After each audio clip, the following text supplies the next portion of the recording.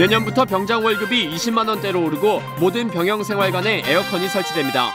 5, 6년차 예비군의 동원 지정도 없어지는 등 내년에 달라지는 주요 국방 업무를 살펴봅니다.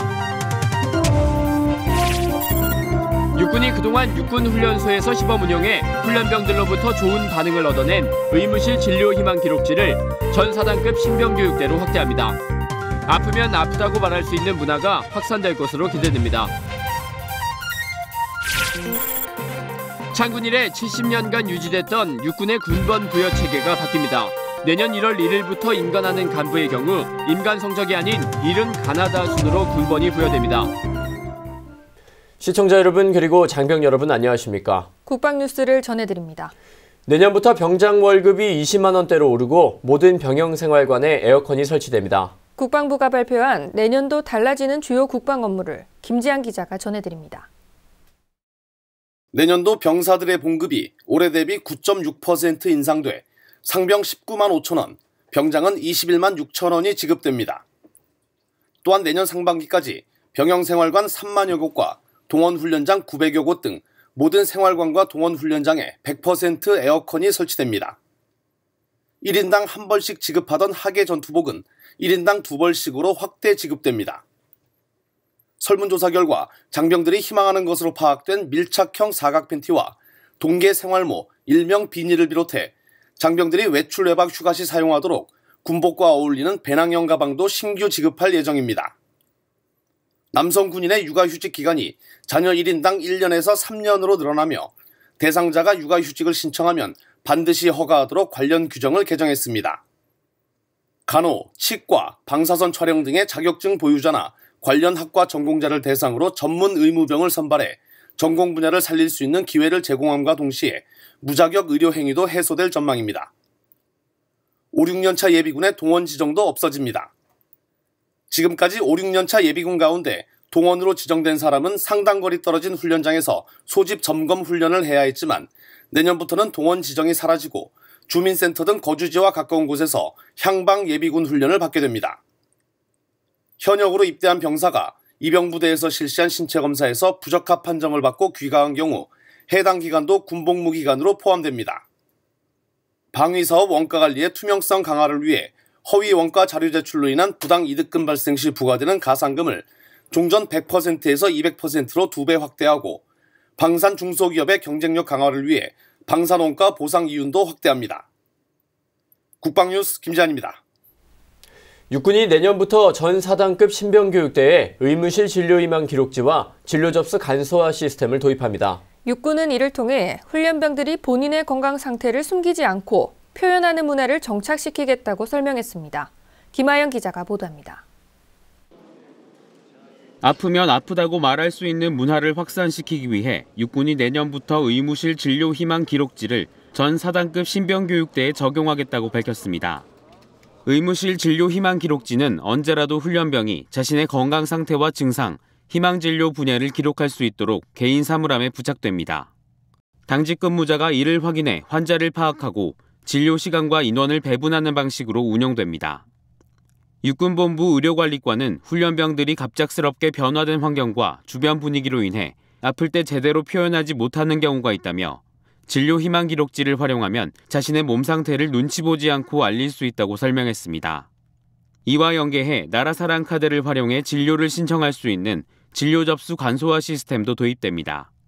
접수대를 생활관에 배치해 훈련병들이 의무실에 직접 방문하지 않고 더 쉽게 진료를 신청할 수 있게 했습니다. 실제 2016 육군 의료혁신 우수부대로 선정된 육군훈련소는 이 두 제도를 시범 운용해 훈련병들로부터 좋은 반응을 얻어냈습니다. 훈련병들의 진료 접근성을 크게 높인 데다 진료 대기 시간도 줄어들고 개인에게 돌아가는 진료의 품질도 향상되고 있다는 평가입니다. 육군은 앞으로 모든 용사들이 자신의 건강 상태를 주도적으로 표현할 수 있도록 간편한 진료 시스템을 구축해 선진화된 병영 문화를 조성하겠다고 밝혔습니다. 국방뉴스 김하영입니다. 창군 이래 70년간 유지됐던 육군의 군번 부여 방식이 변경됩니다. 육군은 내년 1월 1일부터 군번 부여 방식을 임관 성적에서 이름 가나다 순으로 변경한다고 밝혔습니다. 이용석 기자의 보도입니다. 창군 이래 처음으로 육군의 군번 부여 방식이 대폭 변경됩니다.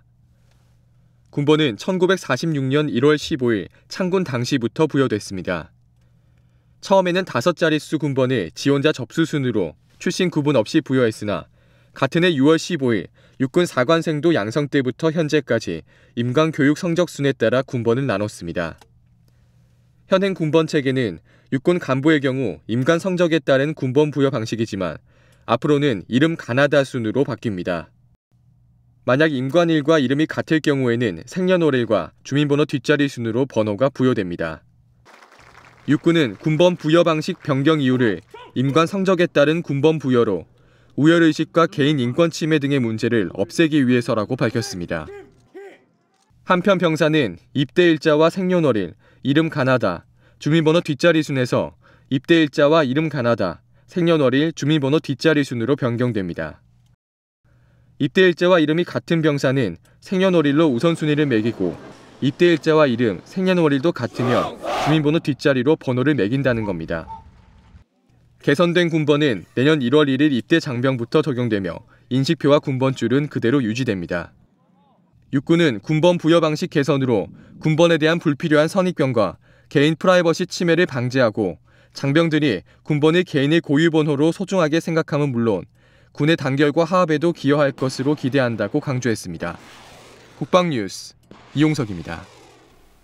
해군이 지난 20년간 대한민국의 바다를 누비며 구조 임무를 묵묵히 수행해온 평택함의 퇴역식을 개최했습니다. 평택함은 미 해군에서 도입한 마지막 함정인데요. 해군은 평택함이 퇴역함으로써 100% 우리 기술로 건조된 함정을 운영하게 됐습니다. 김두현 중사의 보도입니다. 지난 1997년부터 올해까지 20년간 대한민국의 바다를 누비며 주로 구조 임무를 수행해오던 2,400톤급 평택함이 28일 해군의 모항인 진해군항 서해대에서 퇴역식을 맞았습니다. 이날 퇴역식에는 역대 평택함장과 승조원을 비롯해 평택함 사랑 모임 시민단체와 주한영국 무관 등 200여 명이 참석했습니다. 평택함은 해군 구조함으로서 각종 해난 사고 시 탐색과 구조, 대민 지원에서 최선을 다해온 대한민국 해군의 자랑이었으며 평택함은 그동안 동서남해 전 해역에서 침몰과 좌초된 선박을 구조하고 항만과 수로에 방치된 장애물을 제거하는 등 다양한 임무를 완벽히 수행해왔습니다. 특히 지난 2007년 태안 기름 유출 방제 작전에 이어 2010년 천안함 구조와 2014년 세월호 참사 당시 실종자 구조 작전에도 맹활약했습니다. 해군은 미 해군으로부터 도입한 마지막 함정인 평택함을 퇴역시킴으로써 100% 우리 기술로 건조된 함정을 운영하게 됐습니다. 한편 퇴역식을 마친 평택함은 내부 개조 과정을 거친 후 자매결연 도시인 평택시의 양도에 대국민 안보 체험장의 임무를 수행할 예정입니다. 국방뉴스 김두현입니다. 대한민국 ROTC 중앙회는 지난 27일 올 한 해를 마무리하는 송년 행사를 개최했습니다. 1부와 2부로 나눠 진행된 행사에는 국내외 1000여 명의 ROTC 동문과 가족이 참석해 즐거움을 함께했습니다. 이날 행사에서는 올해 자랑스러운 ROTC 안으로 이건수 동아일레콤 회장과 김인철 한국외대 총장, 이명기 유니스타 대표이사 등 6명이 선정돼 감사패를 받았습니다. ROTC 중앙회는 이어 사회복지 공동모금회 등 19개 시설과 단체에 2억 200만 원 상당의 성금과 물품을 전달했습니다. 손종국 대한민국 ROTC 중앙회장은 노블레스 오블리주 실천을 위해 올 연말에도 다양한 나눔 사업을 펼쳤다면서 소외된 이웃들이 좀 더 따뜻하게 추운 겨울을 나는데 도움이 됐으면 좋겠다고 전했습니다. 이런 조그만 정성들이 모여서 대한민국의 따뜻한 나라가 되기를 기원합니다. ROTC 중앙회는 국가에 충성, 국민에게 봉사하는 마음가짐으로 다양한 활동을 지속적으로 펼쳐나갈 계획입니다. 국방뉴스에서는 올 한 해 동안 국방안보 분야에서 일어났던 일을 정리하는 시간을 마련했는데요. 오늘 그 세 번째 시간입니다. 오늘도 오상현 기자 나오셨습니다. 네, 안녕하십니까? 안녕하십니까? 네, 올해는 정말 기록적인 해인 것 같은데요. 북한이 핵 개발을 하면서 한 해에 2차례 핵실험을 감행한 것은 아마 올해가 처음이 아닐까 싶은데요. 네. 9월 9일 오전에 있었던 북한의 핵실험, 어떤 의미가 있습니까? 네, 9월 9일 오전 9시 30분 북한 함경북도 길쭉은 풍계리에서 규모 5.0의 인공지진이 발생했습니다. 5차 핵실험을 한 것이죠. 당시 북한은 핵무기연구소 성명을 통해서 탄도로켓에 장착할 수 있게 표준화, 규격화된 핵탄두의 구조와 동작 특성, 성능과 위력을 최종적으로 검토 확인했다고 밝혔습니다. 그리고 5차 핵실험 성공으로 소형화, 경량화, 다중화된 보다 타격력이 높은 각종 핵탄두들을 마음먹은 대로 필요한 만큼 생산할 수 있게 됐다고 주장했습니다. 핵보유국의 위치를 확고히 하겠다는 의지를 피력한 건데요. 우리 정부는 5차 핵실험 당일 오후에 북한의 위협에 대응하기 위한 새로운 방안을 발표합니다. 기존에 있었던 킬체인과 한국형 미사일 방어체계에 이어서 대량 응징보복이라는 개념을 포함해 이른바 한국형 삼축체계로 북한의 위협에 대응하겠다는 전략이었습니다. 먼저 킬체인은 북한의 미사일 공격 징후가 분명하면 지휘시설과 미사일 저장시설 등을 타격하는 것을 말합니다.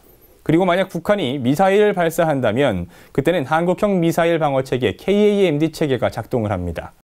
이날 발표한 한국형 삼축체계의 핵심은 대량 응징보복, 즉 KMPR입니다. 북한이 핵무기로 위해를 가했을 경우 북한 지휘부를 직접 응징보복하는 체계를 말하는데요. 다량의 정밀 타격 능력이 있는 미사일 전력과 기타 전력, 그리고 전담 특수작전 부대를 운용하겠다는 개념입니다. 국방부는 현재 우리 군이 갖고 있는 능력으로도 응징보복이 가능하다고 판단하고 있고 이 개념을 실현하기 위해 고성능 탄두를 개발하고 특수작전 부대를 전담 부대로 개편해서 운용할 것이라고 강조했습니다. 그리고 무엇보다 대량 응징보복은 선제 타격의 개념을 포함하고 있다는 것에 의미가 있습니다. 네, 이렇게 한국형 삼축 체계를 골자로 한 우리 군의 대응 전략에 대해서 개략적으로 잘 설명을 해주셨는데요. 한미연합 방위력으로 북한의 핵도발 의지를 무력화시키겠다는 의지, 독자적인 대응과 함께 하겠다라는 입장도 피력했던 것 같은데요. 어떻습니까? 그렇습니다. 이 국방부가 강조했던 것은 맞춤형 억제 전략과 포디 전략입니다. 우선 전략적 수준의 맞춤형 억제 전략은요, 군사 분야뿐 아니라 외교와 정보, 경제 등 모든 국력의 모든 요소를 총동원하고 여기에 미국의 해구산과 재래식 타격 능력, 미사일 방어 등을 포함하는 모든 능력을 포괄한다고 밝혔습니다. 그리고 작전적 수준의 포디 작전 개념, 즉 탐지, 교란, 파괴, 방어 이 네 가지를 말하는 것인데요. 이 네 단계의 한미 동맹의 미사일 대응 작전 개념을 전평시에 우리 군의 킬체인과 KAMD에 연계해서 적용하고 있다고 밝혔습니다. 우리 국방부는 이를 발전 강화하기 위해 5개의 분야에서 노력하고 있다고 했는데요. 5개의 분야는 의사결정과 기획, 지휘통제, 연습훈련, 그리고 능력 발전입니다. 네, 전략적 차원에서의 맞춤형 억제 전략, 그리고 작전적 차원에서의 포디 작전 개념 적용. 개념적으로는 이해는 가는데 언뜻 손에 잘 잡히지 않는 것 같습니다.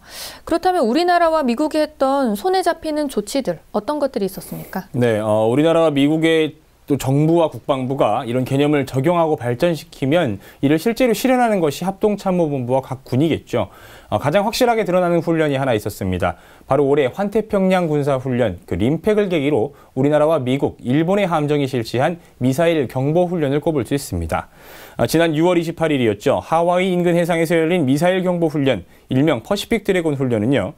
지난 2월 북한이 장거리 미사일을 발사한 직후 열린 한미일 국방차관복급 회의에서 미국이 제의했고 이후 국방부가 유관부처와 협의를 거쳐 훈련에 참가하기로 결정해서 이루어진 겁니다. 이 훈련에는 한미일 3국의 이지스함 각 한 척이 투입됐는데요. 가상의 미사일을 발사하면 이를 탐지하고 추적하는 정보를 3국의 이지스함이 서로 공유하는 훈련을 한 겁니다. 앞서 말했던 포디 작전 개념 중에 탐지 과정에 대한 연습이었던 거죠. 다만 이 훈련을 실시할 때는 당시 이제 우리나라와 일본 간의 정보 공유 약정이 체결되지 않은 상태여서 미국의 육상중개소를 통해서 간접적으로 공유하는 방식으로 정보를 공유했었습니다. 하지만 의미가 있었던 것은요. 한미일 정보공유 약정이 2014년 12월에 체결됐는데 그 약정 체결 이후 처음으로 네트워크를 통해서 정보를 공유했다는 점입니다. 동시간대에 정보를 주고받을 수 있다는 면에서 작전 운영의 효율성이 있다는 것을 검증할 수 있는 그런 계기가 됐다고 평가할 수 있는 것이죠. 실제로 이 훈련 이후 한미일 3국의 합참의장이 미국 하와이에서 만나서 회의를 했는데요. 국방부는 7월 1일 오전 10시부터 3국의 합참의장이 만나서 핵과 미사일 등 주요 현안에 대해 논의할 예정이다라고만 밝혔지만 상식적으로 이 자리에서 이 퍼시픽 드래곤 훈련에 대한 평가가 오고 갔을 것이라는 관측이 지배적입니다. 네, 어떻게 보면 한미일 간에 이러한 실효적인 훈련이 있었기 때문에 그리고 어느 정도 성과가 있었기 때문에 올해 한일 군사비밀 정보보호협정을 체결한 것이 아닌가 싶기도 한데요. 어떻습니까? 네, 객관적 정황상 그렇게 해석하는 것이 타당할 것 같습니다.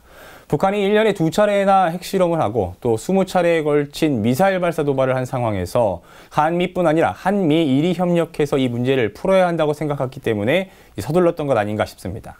지난달 23일 국방부에서 체결한 한일 군사비밀 정보보호협정을 통해 한일 양국은 북한의 핵과 미사일 정보를 비롯한 2급 이하의 군사비밀을 미국을 거치지 않고 직접 공유할 수 있게 됐습니다. 우리 정부는 이번 협약으로 여러 가지 군사적 실익을 얻을 것으로 판단했는데요. 우선 일본은 정보 수집 위성 5기와 이지스함 6척, 탐지거리 1000km 이상의 지상 레이더 4기, 조기 경보기 17대, 해상 초계기 77대 등 다양한 정보 자산을 갖고 있습니다. 이런 자산들로 일본이 수집한 북한 잠수함 기지와 각종 탄도미사일 기지 등 북한 관련 정보를 직접 받을 수 있게 된 것이죠. 네, 마지막으로 전략적인 수준에서의 의미 있는 합의 하나 짚고 마치면 좋겠는데요. 올해 워싱턴에서 열렸던 한미안보협의회의 그리고 외교국방장관회담 내용 정리해 주십시오. 네, 말씀하신 두 차례 회의에서 맞춤형 억제 전략을 구현하기 위한 의미 있는 합의가 이루어졌습니다. 지난 10월 한미 외교부와 국방부 장관이 미국 워싱턴에서 만나서 북한의 핵과 미사일 위협에 대한 공동 대응 방안을 모색했는데요.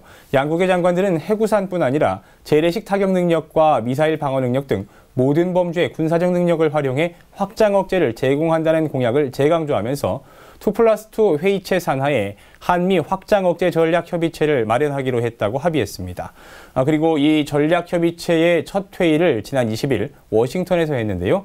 양국은 이 자리에서 유사시 미국의 전략 자산을 배치한다는 공약을 재확인하면서 한미 동맹의 공고함을 다시 한번 확인했습니다. 네. 오늘은 북한의 4차 핵실험과 우리의 대응에 대한 이야기 나눠봤습니다. 네, 오상현 기자 수고하셨습니다. 네, 수고하셨습니다.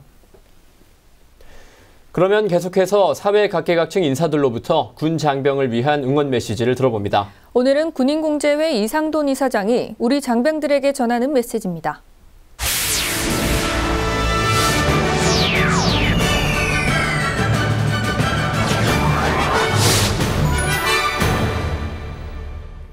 존경하는 국군 장병 여러분, 반갑습니다.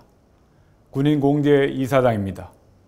엄중한 국가안보 상황하에서 조국 수호를 위해 전 후방 각지에서 최선을 다하고 있는 여러분의 노고에 대해 진심으로 감사를 드립니다.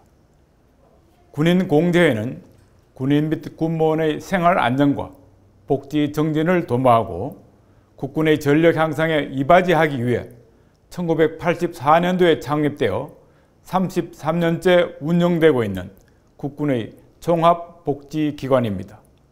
군인공제회는 새해에도 국토방위의 신성한 업무를 수행하고 있는 국군 장병과 우리 회원님들의 꿈이 실현되도록 최선을 다할 것을 약속드립니다.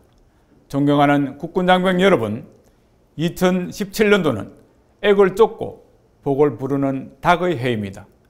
힘차게 새벽을 깨우는 닭처럼 새해에는 여러분 개인과 가족, 그리고 국민 모두의 안녕과 조국의 평화를 위해 힘차게 정진해 나갑시다. 국군 장병 여러분, 화이팅! 오늘은 2017년 달라지는 주요 국방 업무에 대한 소식 전해드렸습니다. 병사 봉급 인상과 남군 육아휴직 제도 개선 등 장병들의 복무 여건이 개선될 것으로 보이는데요. 우리 군은 행복한 선진 국방 환경을 조성하고 철저한 국방태세를 확립하기 위해 노력하고 있습니다. 국방뉴스를 마칩니다. 시청해주신 여러분 고맙습니다.